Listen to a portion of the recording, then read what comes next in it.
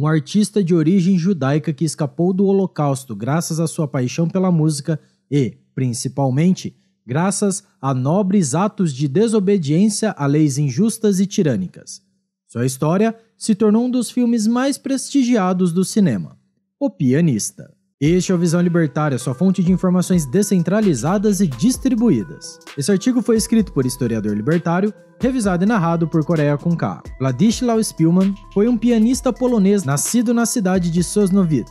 Ele aprendeu a tocar piano com sua mãe e foi essa habilidade que mais tarde salvaria sua vida do horror do Holocausto. Ainda adolescente, foi admitido na Escola Superior de Música de Varsóvia, frequentando-a no final da década de 1920, antes de ir para Berlim, onde estudou em 1933.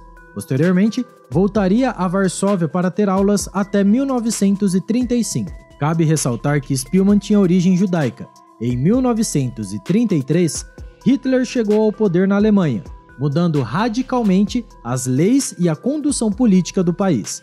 Portanto, a partir deste ano, a vida dos judeus ficaria cada vez mais difícil devido a um processo de perda de direitos justificado por uma propaganda perversa.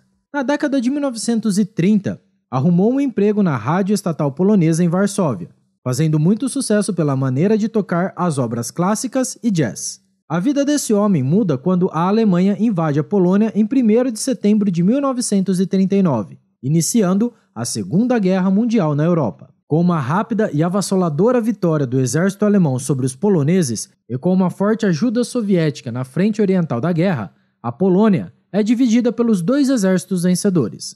À medida que os invasores ocupam o país, as leis nazistas antissemitas são implementadas lentamente, e a vida dos judeus se torna cada vez mais difícil e humilhante. Pouco tempo depois, devido à implacável perseguição aos judeus, os alemães iriam construir o gueto de Varsóvia, para enfraquecê-los e dividi-los do resto da sociedade. Desejando ter controle total sobre a população polonesa, os nazistas controlavam a imprensa e suprimiam qualquer direito à liberdade de expressão.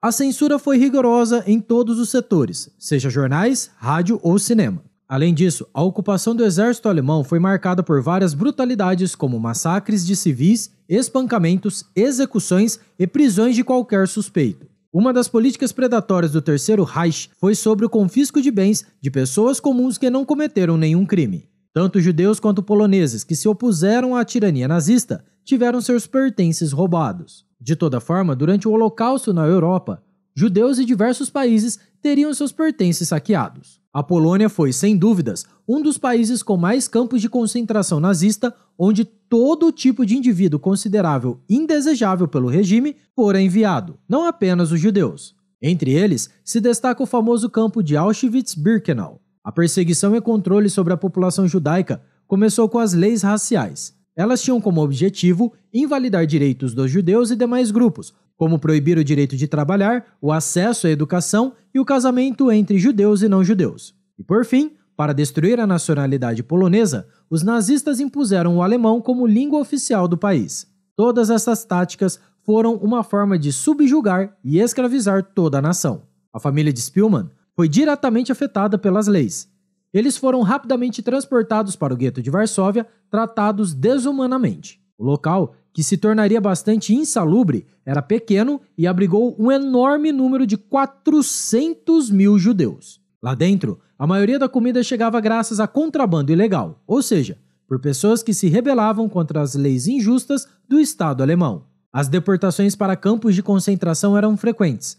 As doenças e a fome foram aumentando com o tempo, tornando o local um verdadeiro horror. No entanto, apesar dos problemas do gueto, existiam algumas instalações recreativas. E foi numa delas, um café, que Szpilman usou suas habilidades de pianista para trabalhar e sustentar sua família. Em 1942, deu-se o início das grandes deportações das pessoas que viviam no gueto, para os terríveis campos de concentração que dariam fim à vida delas. Apesar de conseguir se proteger durante um tempo, o pianista e sua família foram obrigados a mudar. O destino, na verdade, se tratava de Treblinka, um grande campo de concentração construído na Polônia. O principal objetivo do campo era exterminar pessoas e esse local ficou somente atrás de Auschwitz em relação ao número de execuções. Mas o que salvou a vida do músico durante o processo de deportação foi que um policial judeu o reconheceu porque frequentara um de seus shows tendo-o retirado da fila para embarcar no trem. O pianista foi o único de sua família que teve essa sorte, já que seus pais e irmãos foram levados para o matadouro, como várias outras famílias. É esse momento da história que podemos perceber um insight sobre como funciona o sistema de opressão estatal. Ele se mantém com base na obediência de cada soldado e cada cidadão que faz parte de uma engrenagem maior, o aparato da repressão social. Foi graças ao ato de desobediência do policial judeu que a vida do homem foi salva. Quantos outros milhões de indivíduos poderiam ter o mesmo fim se não houvesse mais soldados desobedientes? É exatamente essa questão que fez a filósofa judia Hannah Arendt refletir sobre o termo banalidade do mal. Ela observou o regime nazista e ficou perplexa como as pessoas comuns se tornaram cúmplices de crimes em larga escala. Crimes que em qualquer sociedade civilizada seriam condenados por todos. Por notar que a maioria dos crimes cometidos pelos nazistas eram feitos por meros funcionários públicos que seguiam ordens sem questionar suas ações, a filósofa viu como a falta de pensamento crítico e a submissão à autoridade é a maior arma do governo totalitário. Por isso, regimes como o nazismo, o fascismo e o comunismo arrogam a si o controle absoluto do sistema de ensino e dos meios de comunicação, sempre visando doutrinar as pessoas.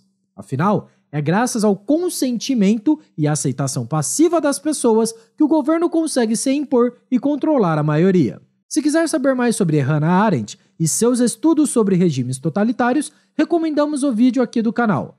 Hannah Arendt, Totalitarismo e a Banalidade do Mal. O link está na descrição.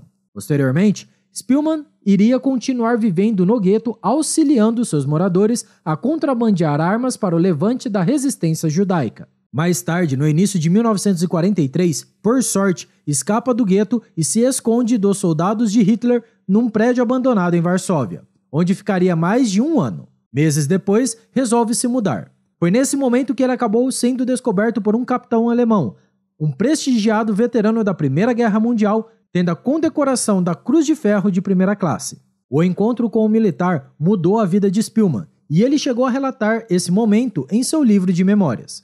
Ele escreveu: "Fiquei lá, gemendo e olhando atentamente para o oficial. O capitão teria perguntado a Spillman o que ele fazia da vida antes da guerra. O pianista revelou seu antigo trabalho na rádio polonesa, o que fez o militar lhe levar para a sala de jantar da casa em que se escondia para tocar piano. Ao pedir para o polonês tocar algo, ficou impressionado com o seu talento. Ao questionar se o pianista era judeu, Spillman confessou que sim, mas o alemão não quis denunciá-lo. Desobedecendo uma das principais leis defendida pelo Estado alemão, a Lei de Nuremberg, de 1935, que visava proteger o sangue e a honra dos alemães e definir a identidade alemã, o militar teve uma atitude nobre. Decidiu por salvar a vida do pianista, levando frequentemente alimentos para ele até o fim da guerra. Pouco tempo depois, nos primeiros meses de 1945, os exércitos aliados entraram na Alemanha e terminaram de derrotar os exércitos de Hitler. Após a guerra, o capitão acabou sendo condenado por crimes de guerra, tendo como sentença 25 anos de trabalho forçado. Especula-se que ele teria ajudado outros judeus e poloneses durante o conflito,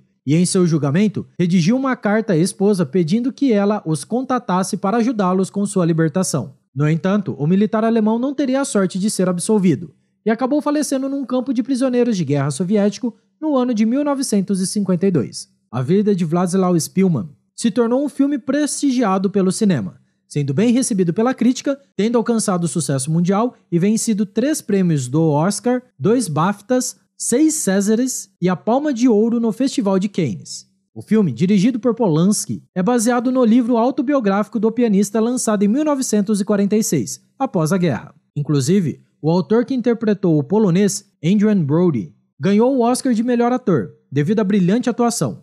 Brody chegaria a confessar que esse papel mudou toda a sua vida e como ele encara a realidade. Enfim, refletindo sobre as pessoas que ajudaram Spillman, se elas se limitassem a seguir ordens sem questionar as autoridades, com certeza o pianista polonês teria morrido no campo de Treblinka e não conheceríamos a sua história. Além disso, esses nobres atos de solidariedade em tempos sombrios nos trazem a mensagem de esperança e que sempre haverá boas pessoas que sabem distinguir o certo do errado, mesmo quando as maiorias se conformam com a violência. Até o fim de sua vida, Spillman foi grato ao alemão que o salvou, além de outras pessoas que lhe prestaram apoio. Após a Segunda Guerra Mundial, ele continuou trabalhando em sua paixão, a música. Atuou como diretor do departamento de música de uma rádio polonesa de 1945 até 1963. Foi no ano de 2000 que ele finalmente faleceu aos 88 anos, felizmente tendo uma vida longeva. Outro grande exemplo de homem que descumpriu leis para salvar judeus do Holocausto foi o alemão Oskar Schindler. Ao testemunhar o tratamento brutal que os judeus sofriam, ele decidiu fazer algo para salvá-los do Holocausto. Tendo que pagar subornos a oficiais alemães e desobedecer às leis, colocando sua vida em risco, ele impediu que milhares de vidas fossem transportadas para o campo de concentração. Se quiser saber mais sobre essa emocionante história, assista ao vídeo A Lista de Schindler e os Trabalhadores Não Essenciais, aqui do canal. O link também está na descrição. Também deixaremos como recomendação um vídeo que fizemos sobre a jovem Anne Frank e a importância da desobediência a leis tirânicas, intitulado Será que você teria denunciado Anne Frank? Obrigado pela sua audiência. Se você gostou desse vídeo, clique no ícone de curtir abaixo e compartilhe em sua rede social. Agora, se deseja ser notificado de outros vídeos, inscreva-se aqui no canal e depois clique no ícone da campainha. Escreva artigos você também. Acesse visãolibertaria.com. Até a próxima e tchau, obrigado.